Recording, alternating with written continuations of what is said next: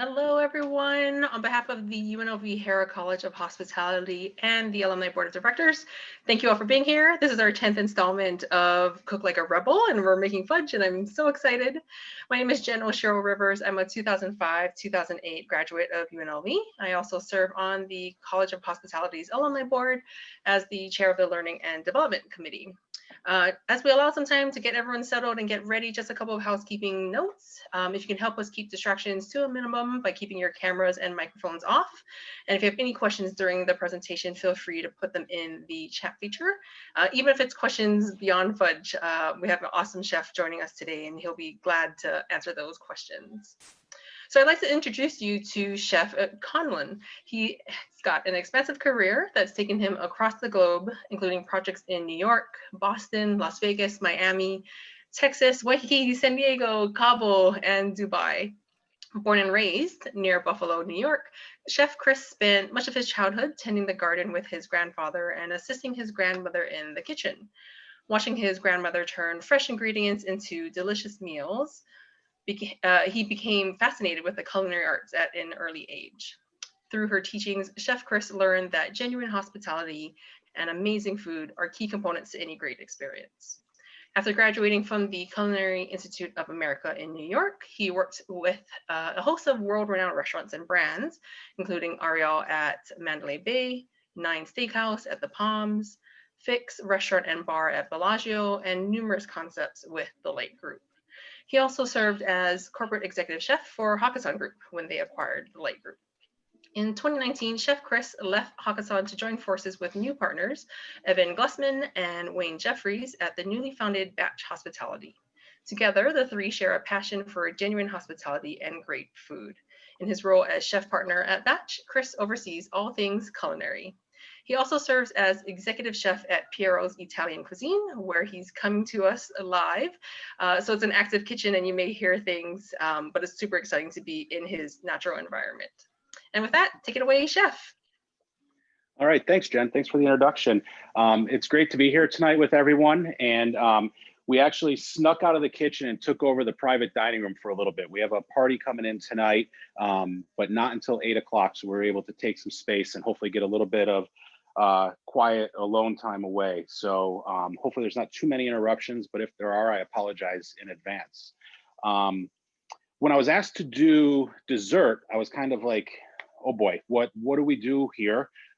Because pastry, dessert, one of those things, to me, it's always been one of the more intimidating things in my cooking career. And with that, you know, when cooking savory food or you know, working the grill or the saute station or even, you know, the salad station, there's a lot of things where you can kind of wing it, you know, and a little bit of salt here or a splash of fresh lemon juice here. And you kind of work with the ingredients, and the recipes and the dishes evolve as they're being cooked. And one of the things I always found with baking and pastry and desserts, the measurements and the ratios and the proportions and everything need to be exact, and being off by a tablespoon here or a half ounce here can really make the difference in your final product and what you're trying to get to. And then with the holiday season coming up, I was like, okay, what's fun and exciting? And having two little ones at home, when we were talking about what we were going to do and how we were going to do it, you know, I could kind of, how can we get them involved? And you know, was it cookies or brownies or gingerbread houses or pies or whatever? And one thing that really came to mind was fudge, and everybody loves fudge, right? And I think I remember as a child growing up on the East Coast and going to amusement parks or different museums or different field trips where there was a gift shop. There always kind of seemed to be like some sort of fudge for sale, and it was always delicious, and you kind of got it as this special treat. And then again at the holiday time, fudge kind of reappeared. And you know, sometimes your next door neighbor would make it and bring it over wrapped up in a nice little box as a gift. And there was, you know, some flavors and some, you know, final products that got a little bit adventurous, but you know, it was kind of chocolate fudge and maybe marshmallow or, you know, chocolate and walnut or something like that. So you know, kind of started thinking about it and playing around with the kids with it, and it just ended up, we're like, wow, look at all this stuff of what we can mix into our fudge and kind of create these different experiences. And when we were practicing at home and making sure everything was going to work out and go according to plan, the kids had an absolute blast. And then the next thing you know, we had like 7 or 8 pans of fudge, and I had to go give it to the neighbors and be like, hey, we can't keep all this in our house because we're going to eat it. And it was delicious. So the recipe that we came up with, it's super simple. And the great thing about it is, I believe it says,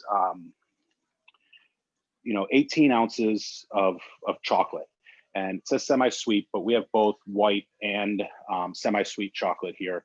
And you can really use anything. Actually, here we have butterscotch chips as well. So you can make a butterscotch fudge. But this recipe, 18 ounces, it really comes out to be 3 cups of chocolate chips. And with the 14 ounces of sweetened condensed milk, it actually works out perfect. It's, exactly 1 can of sweetened condensed milk.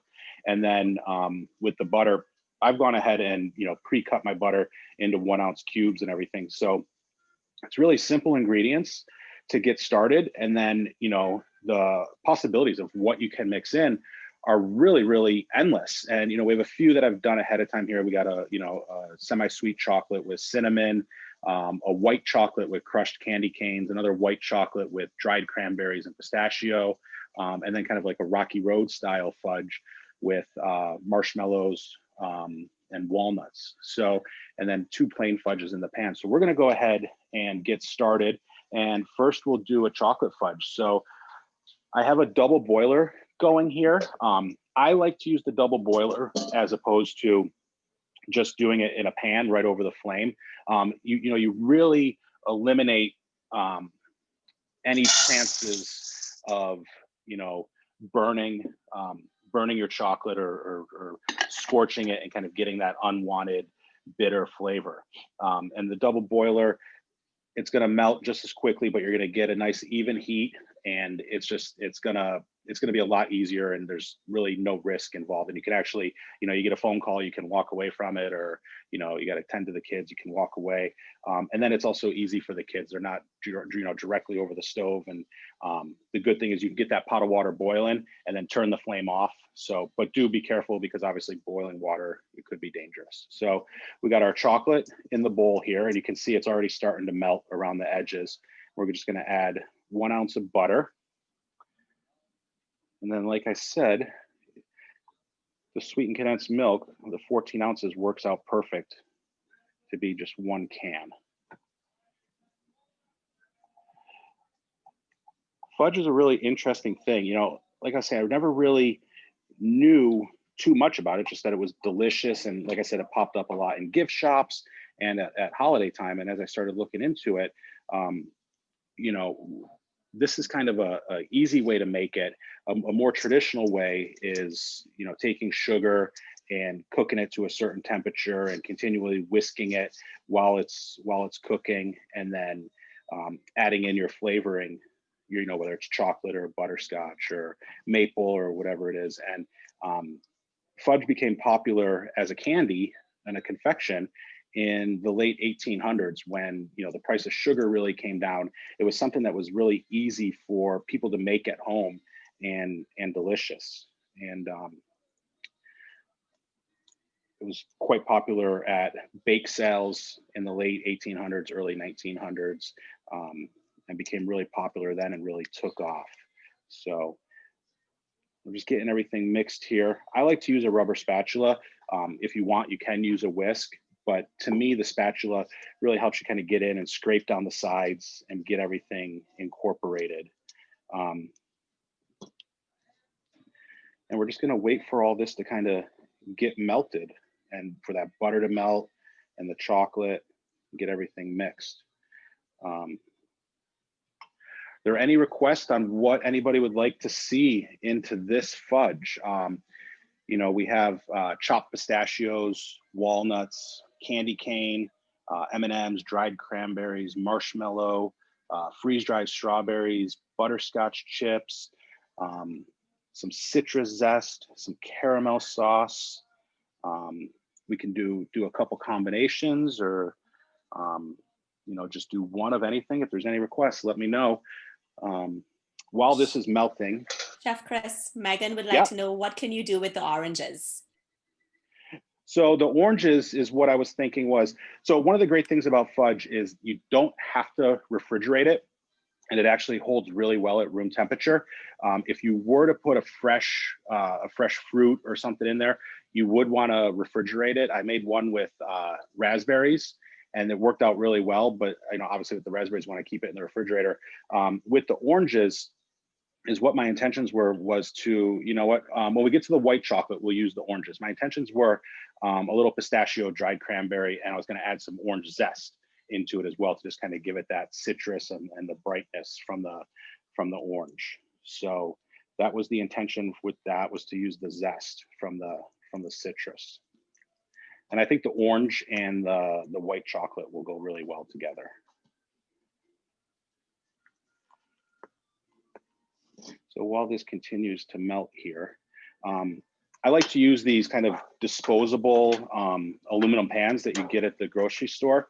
And the good thing with the fudge is, with it not being something that you bake in the oven, these pans, you can reuse them several times, and they hold up really well. So it's a great little tool to have, or vessel to use. And I'm just gonna grab a piece of plastic wrap here, and I like to line the pan with a piece of plastic wrap for two reasons. One, I can reuse that pan.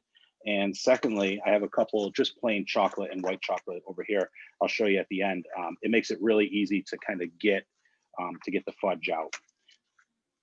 If you forget to line the pan with plastic wrap, something as simple as you could just take your pan and dip it into some warm water really quick to kind of melt the fudge around the edge, and that will let you pop it out real quick. But having the plastic wrap in there, we'll just be able to pull it out when we're ready to cut it and serve it and share it with our friends. I have another question for you from Jen. She would like to know, can you mix semi-sweet and white chocolate for this recipe, almost like a marbled fudge? Yeah. Should we give it a shot? Yeah, absolutely. Is what I would do. I would make your white chocolate fudge, put it into your pan, and then take dollops of your chocolate fudge, and then with a toothpick or the back of a fork or something, just kind of swirl that dark chocolate fudge into the white chocolate fudge and combine the two.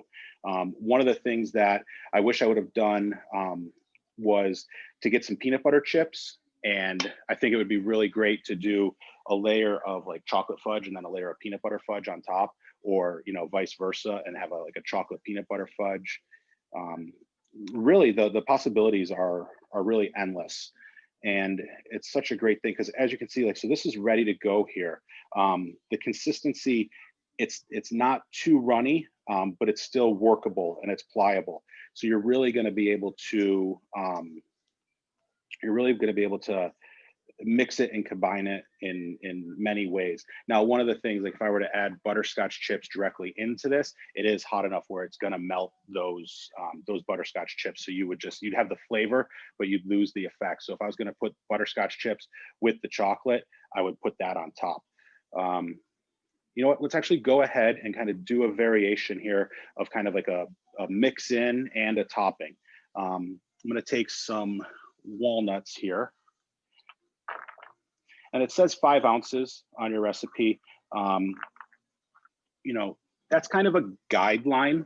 If you like more stuff in your fudge, you can definitely easily add more. If you look at the chocolate cinnamon one here, there's not a lot of cinnamon. It's kind of like spread out. And then if you look at kind of this Rocky Road one that we made over here, there's pieces that have a lot more walnuts and pieces of marshmallow and everything in there. So we're just going to give these walnuts a quick rough chop.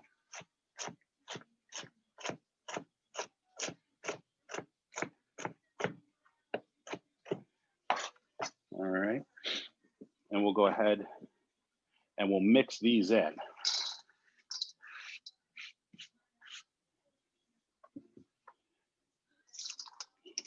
Give it another stir.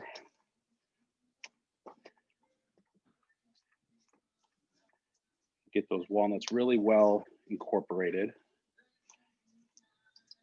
And the goal is get it spread out and get a walnut in each and every bite. We got our pan here lined with the plastic wrap.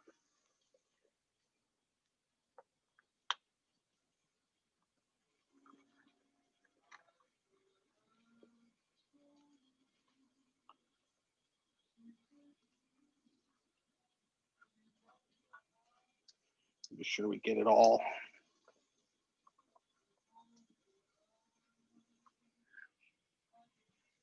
All right, we'll just spread that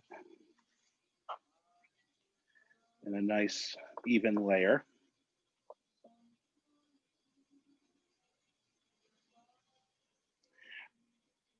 So now we could simply just call it a day with this. And we would have a chocolate walnut fudge, and that could be done.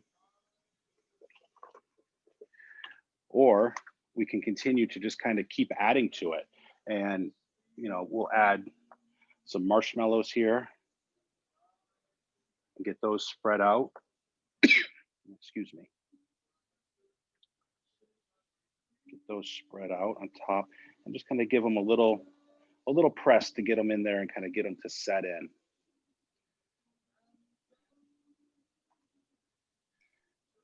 And then Chef Chris, let's add, yes? can you stir the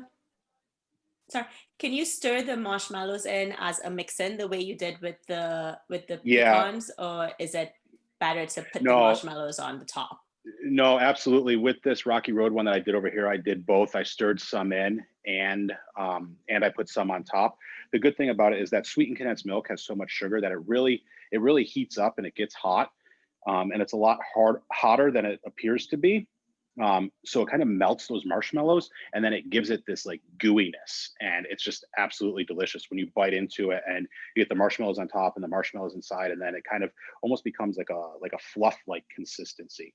So yeah, absolutely. You can mix anything into it. If you mixed in something like a butterscotch chip or a peanut butter chip or something like that, it is going to melt it. So, you know, and these butterscotch chips that we're putting on top here, they're gonna slightly melt into the top layer and stick, and it's gonna be awesome. I don't think there's any other way to describe it. Just delicious awesomeness. So, you know, here we have walnut, marshmallow, and butterscotch chips. I'm also going to take a little bit of, this is a salted caramel sauce that we make here at the restaurant. You know, you could buy a caramel sauce at the store, or, you know, get you a easy recipe and, you know, just put a little bit of that on top as well. Now we slightly warm this caramel sauce to get it to this consistency. And then as it cools, it'll become a little bit thicker. And this is just going to be sticky goodness that's just going to help everything stick.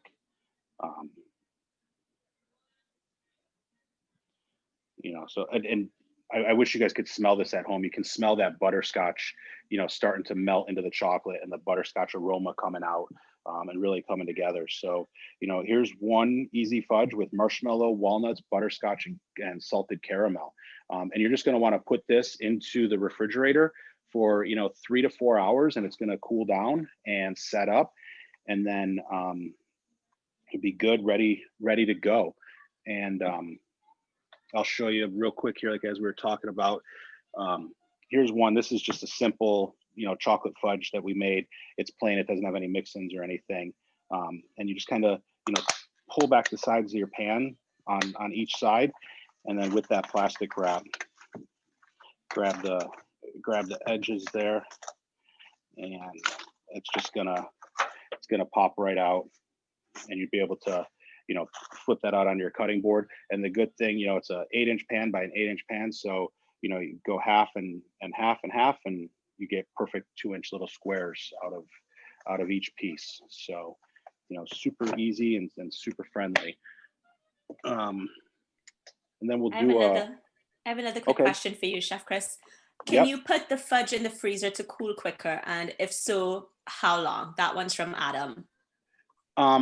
I wouldn't recommend it. And one of the reasons is, you know, when you try to speed up the process, is what's going to happen is the outsides are gonna set up and they're gonna cool a lot quicker than the center. So you're gonna go and you're gonna feel that it's set and ready to come out of the pan. And then when you go to pop it out, the actual center and kind of that middle layer really isn't gonna be set up yet. So, you know, it's kind of one of those things you just gotta be patient, and it sets up really quickly.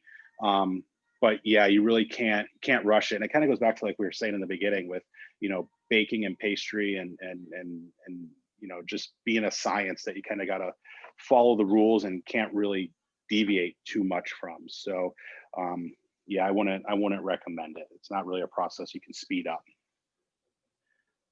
So on this one here, we'll do a white chocolate, and we'll go ahead and we'll add some of that citrus to it. We'll do a orange and pistachio.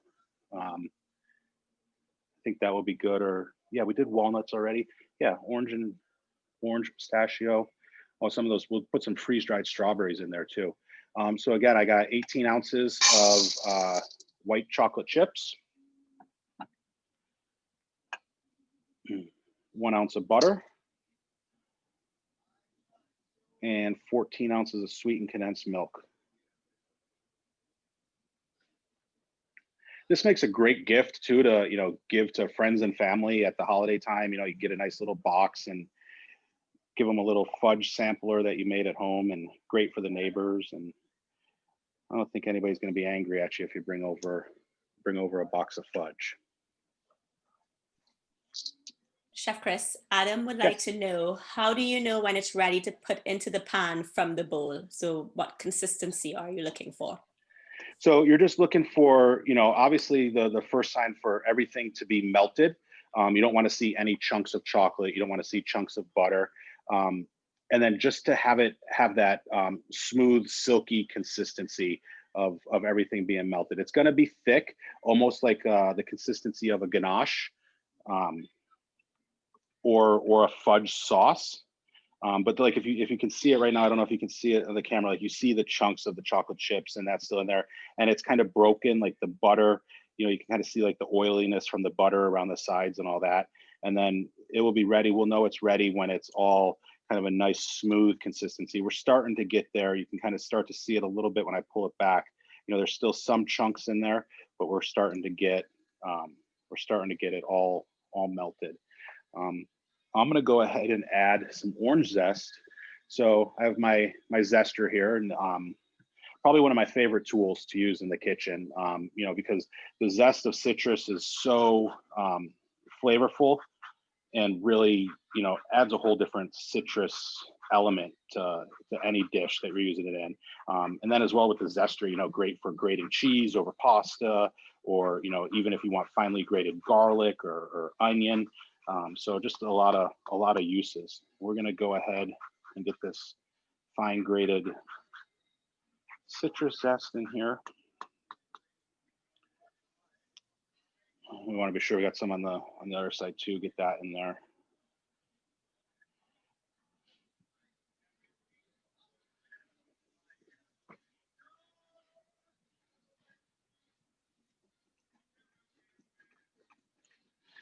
This reminds me when I was little, there was a candy shop in my town where I grew up, and they had orange chocolate. And I don't know if too many people were a big fan of it, but for some reason I really love the orange chocolate, and it's delicious. So I really like orange with my chocolate, especially with white chocolate. I think it's just such a great combination. I don't have any here, but you know, it'd be really great in this would be like some golden raisins with the pistachio and the orange zest. You know, again, the possibilities, let your imagination run with it. And there's so many flavor combinations that just go really well and are exciting.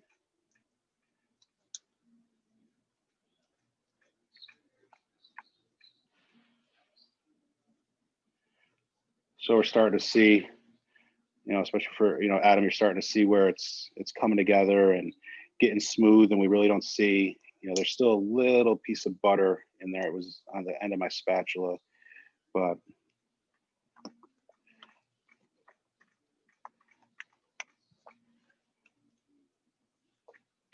I guess a good, trying to think of something to compare it to, almost like a cake batter consistency is what it's looking like. So we're just gonna let that finish real quick, and I'm gonna get another pan lined here.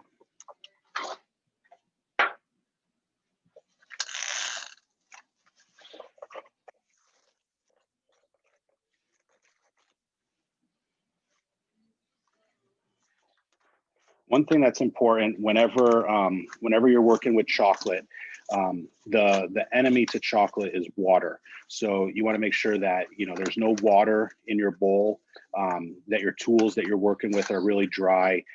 Your whisk or your spatula. Water will cause that chocolate and the cocoa butter and everything in there to kind of seize up, and no matter what you do, you won't be able to get it smooth. And there's kind of no way to bring it back. So if you were to get water in there, it's not really worth saving. It's just kind of, start over and circle back.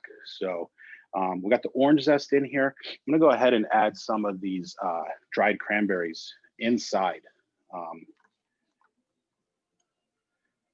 So again, just,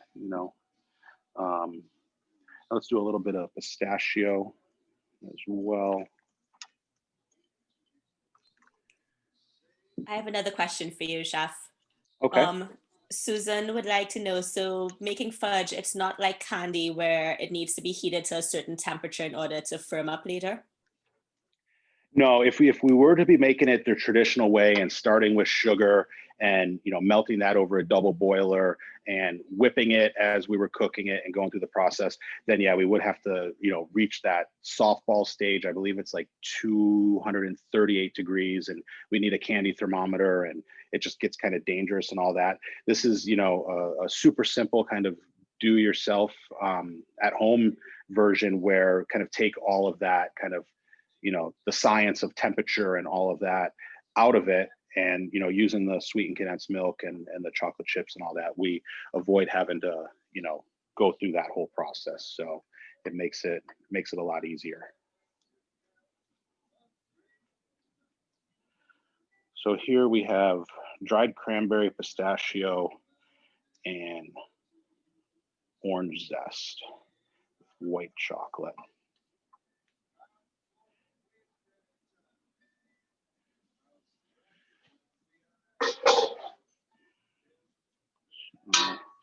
And this one, that white chocolate really, this one melted a little bit more, and that white chocolate poured in, and it's nice and smooth, and really nothing to do. I kind of thought, should we add some more to it? But personally, I think with the flavors that are in there, the cranberries and the pistachio and the orange, I don't want to mess with that one anymore. I just want to leave it how it is. I really was thinking some of the freeze-dried strawberries, but I think that might just be a little bit too much. And sometimes more isn't always better. So it's just kind of like, where do you draw the line? I know, like with the kids at home this past weekend, it was adding everything to it, and it became a lot. But have fun with it and be as creative and exploratory as you want. It's a great idea, great dish. So that's kind of my quick fudge display demo. Is there any more questions? Anything I can answer at all? I actually do have another question for you from Megan. She would like to know, at what point could you top with edible flowers without wilting? Oh, that's a great question. I haven't really thought about that one. I think, maybe after 20 minutes in the refrigerator, or even, before it went in the refrigerator, if you want to give it, 10, 15 minutes out to come down at room temperature, just to come down, and then be able to add them on top at that point. I think you're gonna, in order for them to stick, there's gonna be the risk of a little bit of, wilt happening. But I think it would be great. That'd be a great addition to it, and a great way to top it off would be to go ahead and get the petals on there, and they would kind of melt in there and kind of have this awesome mosaic effect on top. It would be beautiful.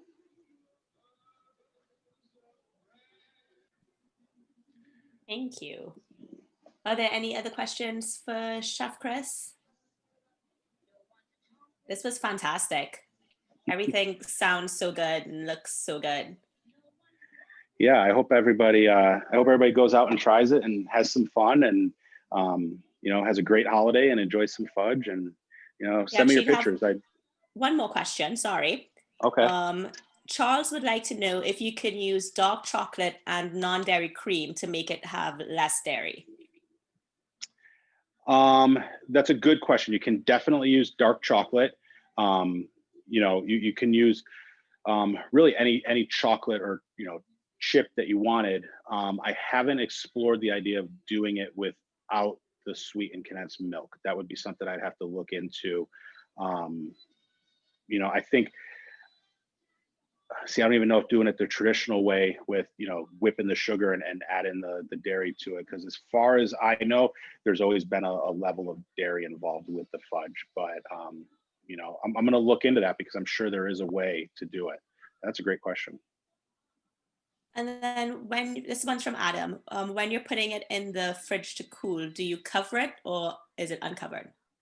No, I've been doing it uncovered. And one of the reasons that I do that is when you put it in and it's hot, I want to avoid any of that condensation happening, because as what will happen, you won't necessarily notice it on the white chocolate as much, but on your semi-sweet or your dark chocolate, you'll see those water spots on there from that condensation and so on and so forth. So you want to cool it uncovered, and then after it's cooled and you bring it out to room temperature, you can put it in a Tupperware container or simply wrap it in plastic wrap, whichever way is easiest for you to store.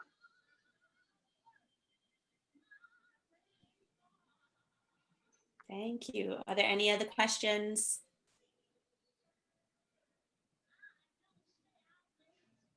I don't see anything else coming in, Chef Chris. I don't see any questions. I think you answered everything.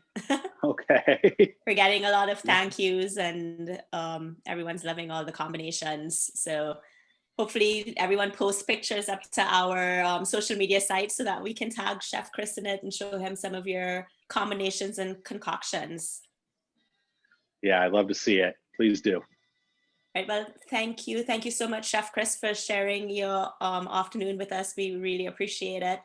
And I am going to toss it back over to Jen to take us out. Yes, absolutely. Thank you. On behalf of the UNLV Hera College of Hospitality and the Alumni Board of Directors, a huge thank you to Chef Chris. I cannot wait to try all the different combinations. And a huge thank you to all of you for joining in on the fun. I would really love to see your fudge creations like Candace mentioned, so please tag us at UNLV Hospitality or use the hashtag #CookLikeARebel. And then just a reminder that a recording of the session will be posted to the college's YouTube channel, where you can find past episodes of Cook Like a Rebel. Again, this is our 10th installment of our cooking program, and our other programs like Salute Pros Cheers, which is our beverage focused program, as well as our industry panels that we've hosted throughout the year. Coming up tomorrow, we have a holiday themed Salute Pros Cheers featuring the classic Paloma drink. Registration is still open. You still have time. So the link is in red there. Don't wait and get your registration in. And then also keep an eye out for a special crossover episode of Cook Like a Rebel and Salute Pros Cheers next month on December 12th, as well as a whole host of events coming up in the new year. If you have any ideas for future topics or want to volunteer with the alumni chapter, please reach out. We are gearing up for 2021 and actively looking for volunteers to help with programs such as this, or student mentoring, fundraising, alumni engagement, and so much more. Our website, www.unlv.edu/hospitality, and find us on all the channels, Facebook, Instagram. There you can see our handles. With that, thank you everyone. Have a great weekend.